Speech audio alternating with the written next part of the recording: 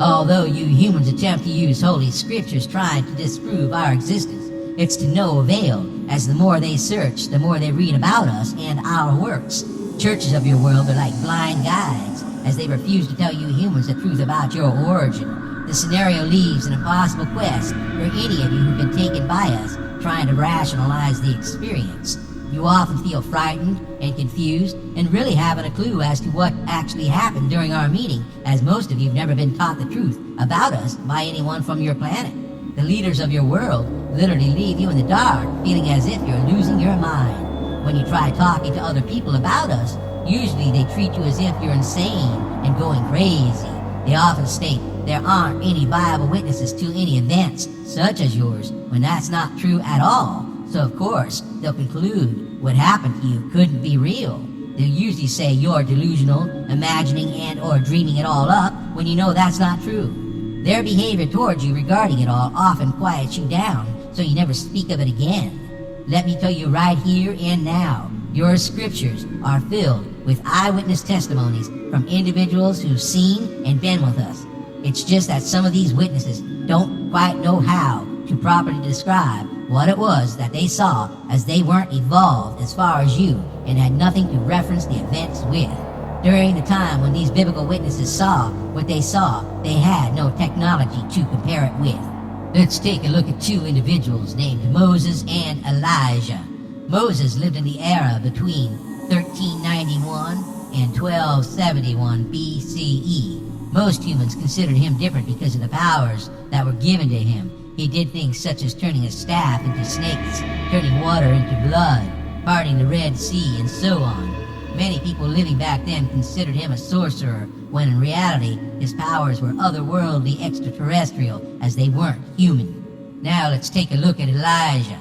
He lived during the 9th century, which was the period of time between 900 and 801 BC. Now this character also possessed otherworldly powers, such as raising the dead and shooting fire out of the sky.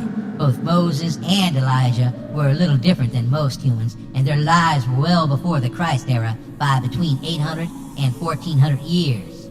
Keep in mind, Moses, Elijah, and Christ never walked the planet together and only knew each other via scriptures, as they never met one another.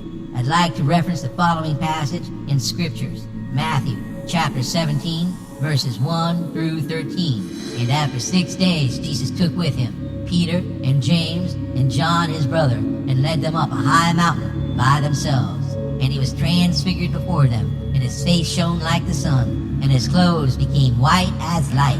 And behold, there appeared to them Moses and Elijah talking with him. And Peter said to Jesus, Lord, it is good that we are here.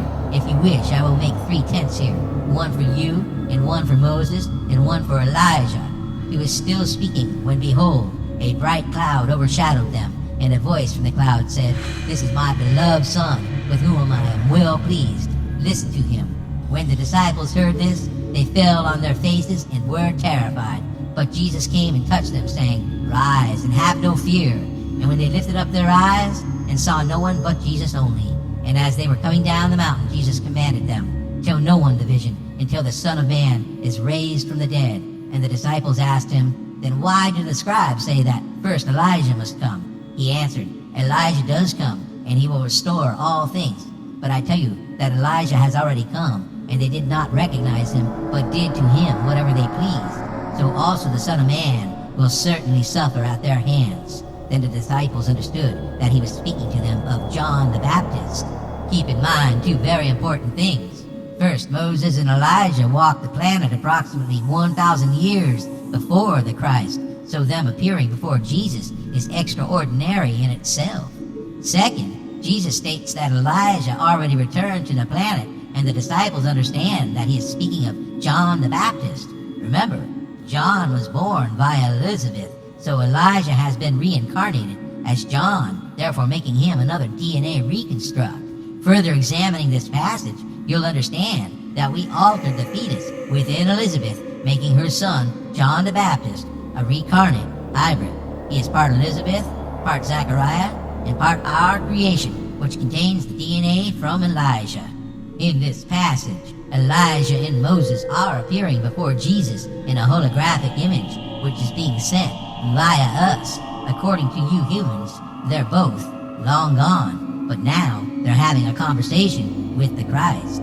This passage is just another prime example of how we aliens are playing an active role in your human development. You humans like to place anything responsible for creating in a category you call God. You have a difficult time accepting the facts that there are other beings performing duties which keep your world together. God is a factor and or the glue binding it all together, but that factor uses other beings like us to do its bidding. This is Warp signing out.